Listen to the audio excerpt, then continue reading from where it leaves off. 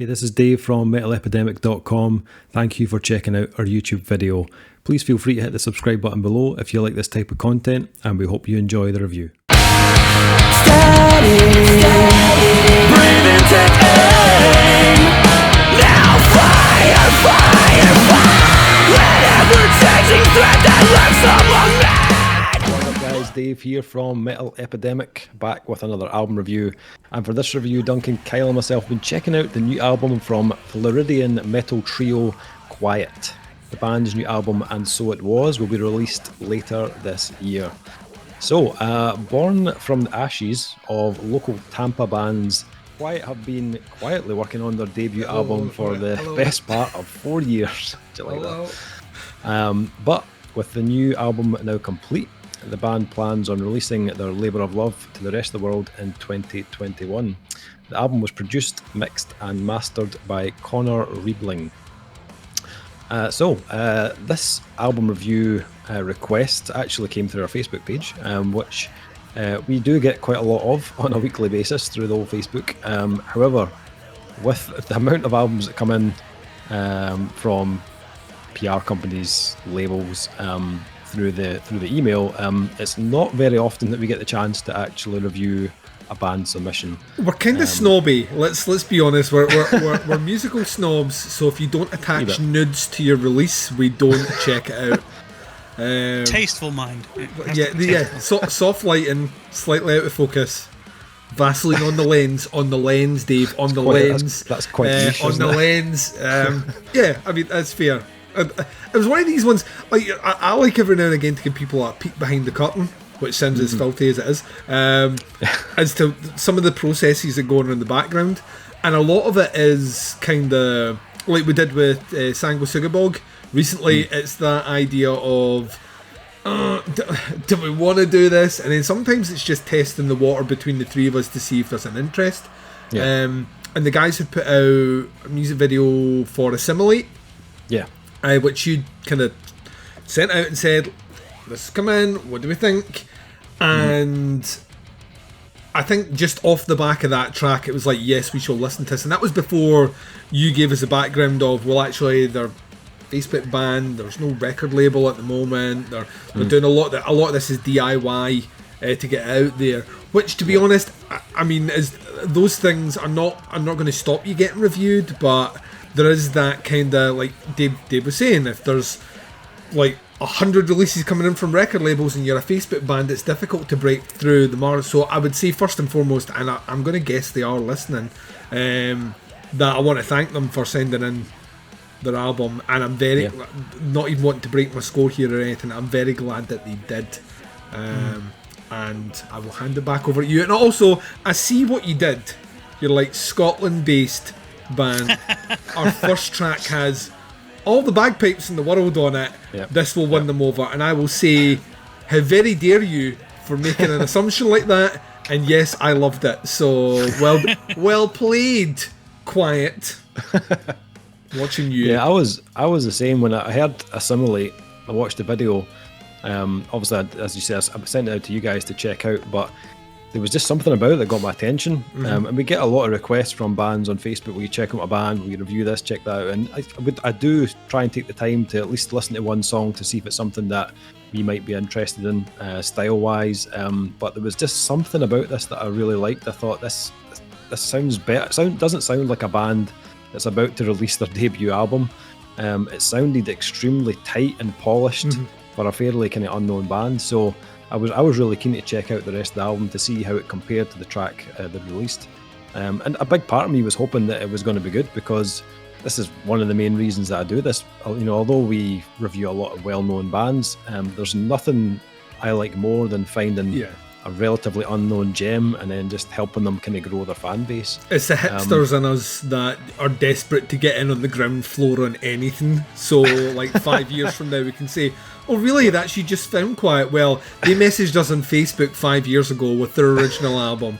So, you know what I mean? It's literally, we're all like that. And then they kicked the album off with bagpipes. I was just like, wait a minute, this was meant to be. This is like 4 years writing and recording an album was leading to this very moment, wasn't it? Yep. But even without the patriotic boner I had on the intro track, we like to call it the kilt lifter,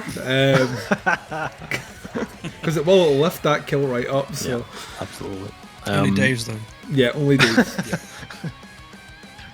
Yeah, although I was really excited with that first track, the rest of this release actually really delivers the goods. Influence-wise, this is fairly kind of mainly spread across the progressive spectrum, I suppose. Yep. For me personally, I was getting huge waves of the Contortionist from this release. Early Contortionist, like your kind of Apparition, Exoplanet kind of type era, which makes me very happy because I am a huge fan of the Contortionist. Dave likes him. He may have listened to a song or two. Wasn't obsessed with them for like 3 years, and that's all I talked about. Not at all, no. So yeah, there were a lot of little nods and similarities in the kind of heavier riffs to the Contortionist on this release. But the other elements, I was picking up little hints of Periphery in there. Little kind of hints of almost like kind of Veil of Maya in there. I even got even one of the tracks got a wee smidge of Misery Signals as well, very briefly. Yeah, there's a little bit of Protest the Hero in there as well, which I really liked. Just nods to it without necessarily going fully down the road that they do. It's in there and it's a delight to hear. Yeah. So I dug the sounds that they were kind of blending together on the kind of first main track after the intro, which was Clouded Eyes. And vocally, they've got a mix of really kind of heavy kind of metal vocals, but they've also got a really cool clean tone that comes in as well. And I loved the tone of the clean melodies, especially on Clouded Eyes. I thought the melody that they picked was really well executed, really catchy. I liked that it was mixed though. I liked the fact they were going back and forward between the kind of cleaner vocal and the kind of heavier style. It was a really cool dynamic, and not a completely predictable structure either for a track. It wasn't like verse chorus, that kind of type of track. It took its little detours in between where they would maybe ramp up the heavier parts, but that kind of reoccurring vocal hook kept it from sounding kind of too all over the place, kind of reined you back in when that came in. And then there's a little kind of clean, almost kind of jazzy break near the end of the track, kind of put me in mind of a more like kind of Pliny or kind of intervals type feel to it towards the end, which was really cool. Then they've got Dark Sky. Still some of those same kind of influences running through that, but they most definitely kind of brought on a big dose of the Between the Buried and Me on this one. There's a bit of the Fairground, Dark Fairground. Yeah, totally. Yeah, it's got a bit of kind of almost kind of cookie kind of feel to it. You know what I mean? Like something here from Between the Buried and Me, or even Dog Fashion Disco to a certain extent. I was getting a little bit of that. Very much so. Now you're speaking Kyle's language and my language. The two of us just smiled, and we too got kilt lifters. Yeah. So. But I liked the kind of boldness of it. Like for a debut, to be experimenting with something so kind of quirky and adding a bit of saxophone. Like I just thought, like wow, like. That's showing how accomplished you are and like the level of songwriting these guys have at this kind of early stage of their career. And again, this track comes with a lot of real cool melodies, a good amount of heaviness as well to keep the track from becoming like gimmicky in any kind of way. I love the little kind of glitchy moments as well on the vocals. I thought that really stood out. That was really cool. For me though, Eclipse I thought probably had one of the best choruses of the album. Absolutely fantastic hook, and it absolutely just stuck in my head afterwards. Again, a lot of kind of contortionist type guitar runs and licks that work really well with the melodies they've picked, and I really like the heavier sections on that track, which is one thing they don't disappoint with on this release. They put as much focus on the heavier parts of the album as they do on the melody, and Eclipse was just loaded with those kind of big grooves and breakdowns. But the chords are really cool as well. They never use like predictable stock chords. They keep the riffs really interesting. And the breakdown part towards the end of Eclipse is a really good example of that. They keep the rhythm and tempo fairly constant, but the riff kind of adjusts ever so slightly as it progresses, which I just thought was really cool. The track, it was called Try. They brought in some additional vocals on that one, some kind of different kind of textures vocally added in it. I thought it added a real kind of grand feel to that track. There's a lot of big kind of soaring melodies on it. A little bit kind of Spencer stiletto at times in places, which is a huge compliment because he's got an amazing range as a vocalist. My only wee criticism on that track, there's a couple of riffs towards the end of the track where they are very similar to Flourish by the Contortionist. Like, so much so that I did a double take when I heard it. I was like, what? Wait a minute, what the fuck was that? Was that the Contortionist? Were they like kind of tipping their hat to them? I wasn't quite sure. I went back and listened to it a few times. I was like, it's very, very similar. So I don't know if it's just like a little kind of like paying respect to them. I'm not entirely sure, but it was a very similar riff. But aside from that, it's another very strong track that's kind of varied in tone, lots of different rhythms and grooves to kind of nod along to. I thought vocally it's probably one of the strongest tracks of the release. But to be honest, I'd say right across the board, the vocals are excellent on this. The kind of heavier, more metal vocal tones are great, but the melodies are especially good. The track they put out on YouTube that we kind of checked out, Assimilate, again, very strong vocally. I love the addition of the sax again on that track. It's one of those instruments that's very kind of underused on metal albums, but it adds such a great effect to a track. A bit of vocoder on that one as well, which was quite cool. Which again, Contortionist, I've used that in the past as well, so there was similarities there, but I liked it. I thought I added that another flavour into the mix. And then finishes off with The Sun Will Not Rise, which is probably the most had the most kind of melody and stuff on it musically, although it still has a very few kind of heavy parts on it as well. But probably the most kind of proggiest of all the tracks. You know, there's a lot of kind of synchronized guitar leads and keys and stuff which give it that kind of proggy feel. The only other thing I would say is I think some of the tracks are maybe a touch on the long side, ever so slightly. I mean, most tracks on this album are over 6 or 7 minutes long, and I realise this is a progressive album, so those types of albums do tend to have slightly longer track lengths, but I felt sometimes, just ever so occasionally, that they could have condensed certain parts, and maybe the impact and the memorability of the tracks would have been greater. I thought vocally it was very, very memorable. Musically, I would maybe just trim a little bit here and there. Just for me, I thought that would maybe elevate it ever so slightly more. But it's a very, very small gripe, to be honest. There's not much for me to dislike on this at all. Duncan, what did you make of this one from Quiet? Thank you for passing over, Dave. No problem. Yeah. I feel like I'm echoing a lot of what you've been saying on the vast majority of reviews we've recorded tonight. I think there's a whole hell of a lot to be proud of. First and foremost, 3-piece. Yeah. 3-piece. Yeah. That's not right. It's not right. Not right. It's not right, but Yeah, it's okay. no. 3 octopuses, maybe. You know what I mean? Because many tentacles. See what I'm doing? No one laughed at that. That was a joke. Set it up there. As soon as it came out of my mouth, I was like, that's not funny. And we might edit that out. It's funny watching you trying to save it though. Never Yeah, be definitely edited keep that out. in. Well, every now and again, when you tell a bad joke, you just have to drive that bus right off the cliff.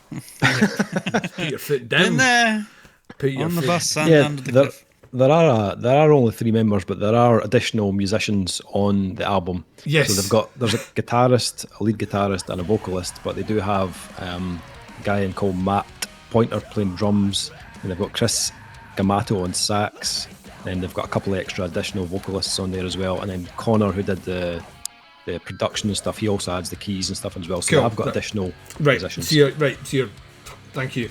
Sewing it up for me. Yeah, I think production sounds amazing.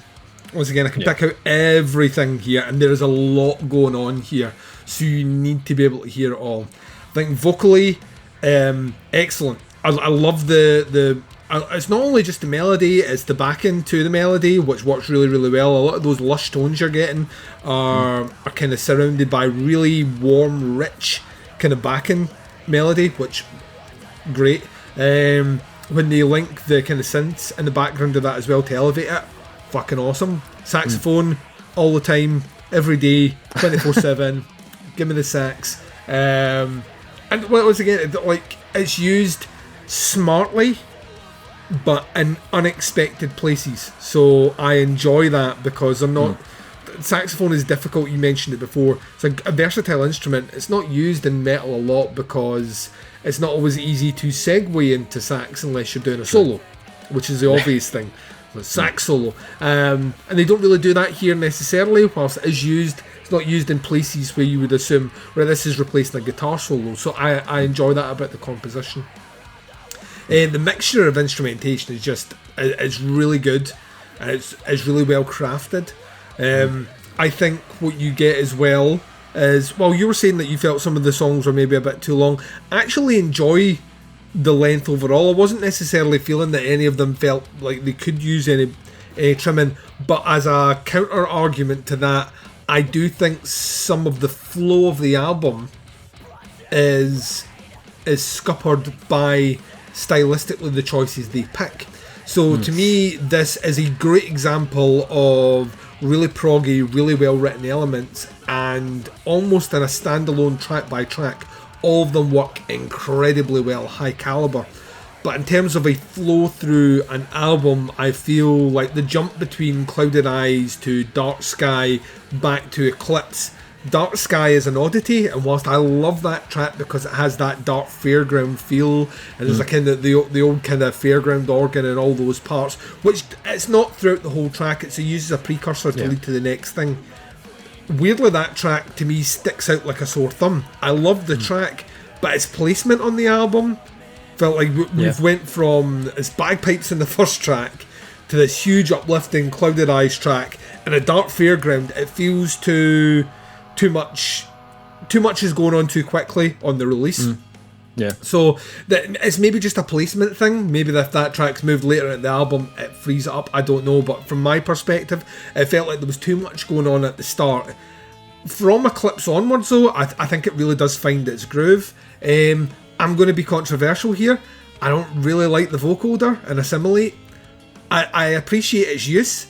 And as a synth player and someone that had a synthesizer with a vocoder, which I used to, well, I'm going to sound like Megatron. Watch this. No, I sound like Soundwave. I do like vocoders. It's an extra element here where I don't necessarily feel it adds anything to that song. The rest of that song is so fucking well crafted that the vocoder to me is just an element. Doesn't ruin the song by any stretch of the imagination. I'm just a bit perplexed as to why it's there. It's been added, but I don't think it actually adds anything thematically to the song. Or I understand the track is called Assimilate, so I understand the purpose of assimilation and the idea of machines and all the rest. And thematically, if that's where they're going from, and certainly lyrically, it looks like that might be. I just think it feels shoehorned in, so it's a minor gripe there. I loved the closing track, The Sun Will Not Rise. I think you're right.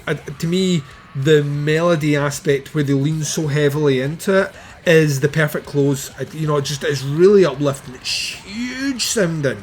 And the fact that these guys don't have a label behind them is just fucking mind-blowing because they are just as good as half the stuff we've listened to, if not better than half the stuff we've listened to in this environment. And the song, it's the composition of the songs that really got me.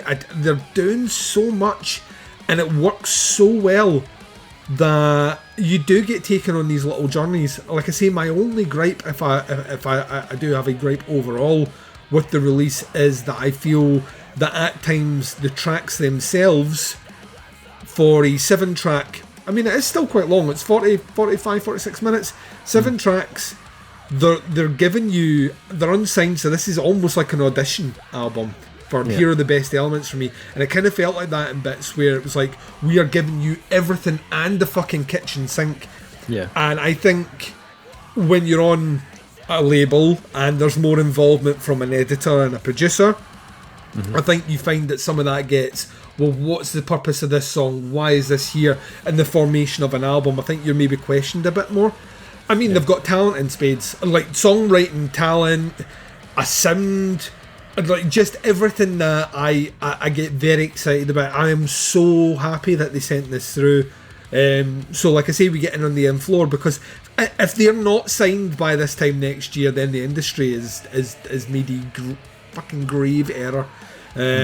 Yeah, there's a lot to love about this release. It's really, really, really good, and they should be immensely proud of what they've crafted here, with no help. Essentially, I mean, they're doing it all. It's DIY. It's all themselves, so they should be immensely proud of what they've done. Yeah, definitely. Kyle, what did you make it? The Dream Killer. Not sure I'll be killing any dreams this time. This is a good success story in the old saying, shoot your shot, because like they sent us a Facebook message and we checked it out and it was like, oh fuck, these guys are good, like really good.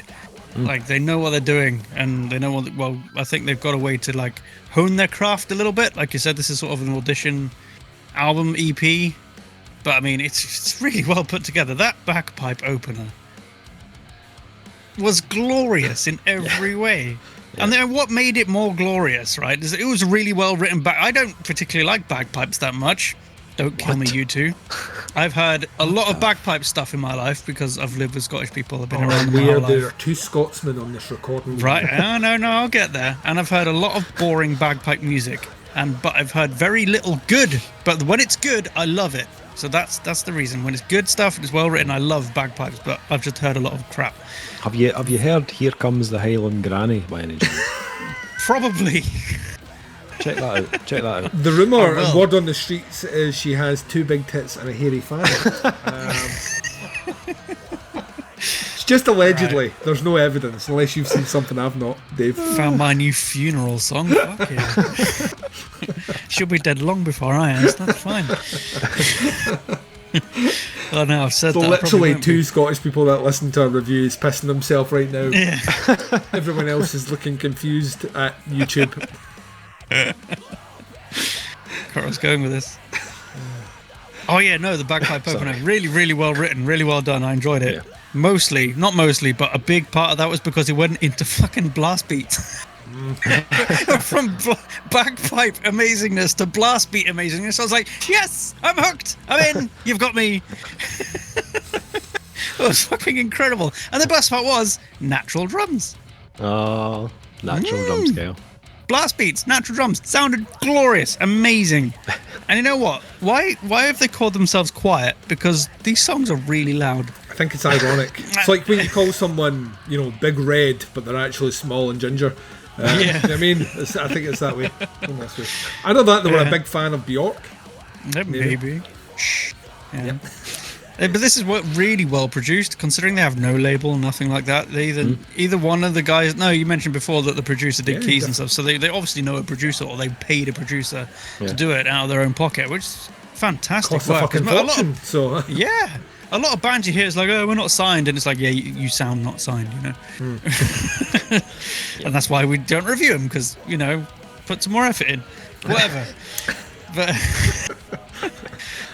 I think they've got a lot of great elements and they're really well put together, like the saxophone. That was it didn't sound out of place and it suited the song really well, and it took me by surprise because there's nothing wrong with a bit of sax and it's really underused in metal, but it's starting to become more and more used.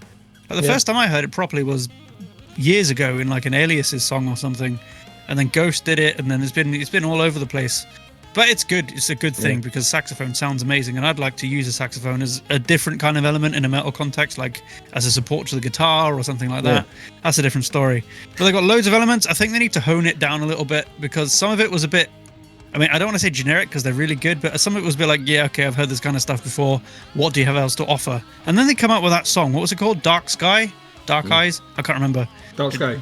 Dark Sky, thanks. I looked at it, tried to remember it, didn't write it down like a moron. It had such a good dog fashion disco vibe, like everybody's mentioned already. But it was like more quirky and more refined than dog fashion disco was, I think. And I think if this band leaned more into those elements more often, they'd really carve themselves out a really unique place in like the whole genre, because it's so... Nothing sounds like that. Nothing sounds like that did. I mean, I can think of, dog fashion disco, obviously, that might be an influence, but it's not quite the same. And something like Major Tom, which isn't really metal, but it's a bit quirky. And I think if they bring that together and try and incorporate it more, they'll really, really go far. And I think the fact that they're not signed by now, it's absolutely criminal. It's just, they should be. Any label that passes these guys up are either not a metal label or completely fucking stupid. But, This is really good. From that bagpipe opener right up into the end song, I was just hooked all the way through. And I can't fault it, really. Maybe that vocoder thing you mentioned before, it didn't really jump out at me. I knew it was there, but it didn't really but maybe that's that's the point you're making. It didn't add anything, I suppose. Yeah, I can agree with that. But it didn't jump out at me as like, oh, that's weird. Why the fuck did they did that? No. So it was like, I was hooked right from the bagpipes, especially since it went into blast beats. I did not expect that. It's just all the guitars coming in with it. Oh, it's so good. I was just like, yes. Yeah. So give me more. I want to hear the album they come out with next. I want to see where they go, and I'll be following them like a hipster groupie because we found them first. Yeah, it's very solid. I never really mentioned much of the production, but I really enjoyed the production of the album as well. I thought it was a really well balanced mix, and everything sits really nicely. Even the bass is nice and audible on it as well. And I liked a little kind of production techniques, the little kind of glitches, and there was a couple of seconds drum loop thrown in there as well at one point as well. I thought it just kind of all added to the kind of charm of the album. And you could hear that they've put so much into this album. This is like 4 years in the making. It doesn't come across as an album that's been phoned in. These guys have put their kind of heart and soul into this, and that definitely came across in the album to me. Very good album indeed. Rating wise, what are we thinking for Quiet and their new album, And So It Was? Duncan, what are you thinking? I'm going to come in with a super strong 4. I think this is like I say, musically it's daunting what they've managed to craft. I think it's slight tweaks and refinements to structure of the album. And I think it's, it goes up in grade in terms of things for me. Yeah, they should be immensely proud of what they've got here. And like I say, it's only you guys, you're only waiting now for the record label to pick you up, one of them, because it's there. Everything you need is, you have all the tools and more. And we listen to a lot of music, so you're sitting comfortably above the rest of a lot of bands that are out there on labels right now. So I cannot wait to hear what we're doing. And once again, I can't stress, thanks very much for reaching out. Yep, nice one. And Kyle, what are you thinking? I think I'm going to echo that. Yeah, 4. It's such a strong first release, and I don't mind waiting 4 years for an album. I mean, it's really, really, really good, and I hope they go far and wide. And I really wish them the best. And definitely thanks for sending it, because it was a pleasure to listen to. Yeah, I totally agree. 4 out of 5 for me as well. Thoroughly enjoyed it. As Duncan said, some small tweaks here and there, and I think that's going to go up and up. It's, as you said, just a matter of time now till someone picks these guys up. Check these guys out. Definitely show them some support. Facebook.com/quietmusicfl. I'll put the link in the description below. No release date confirmed as yet, so it's still a bit of a TBC, but it'll be out this year, 2021. So just keep your eye on their Facebook page for more details coming up. And when I do find out the details of the album release, I'll certainly update the description to let you know. And we'll post about it on Facebook and Twitter and stuff like that to let you know as well. But check this one out, guys. We thoroughly enjoyed it.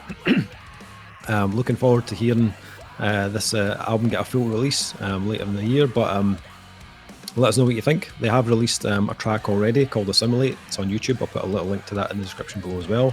Check it out. Hope you enjoy it. And that's the review. Thanks for checking it out, guys. Much appreciated. We'll be back with a new review very soon. But until then, take care. Speak to you soon. Bye, everyone.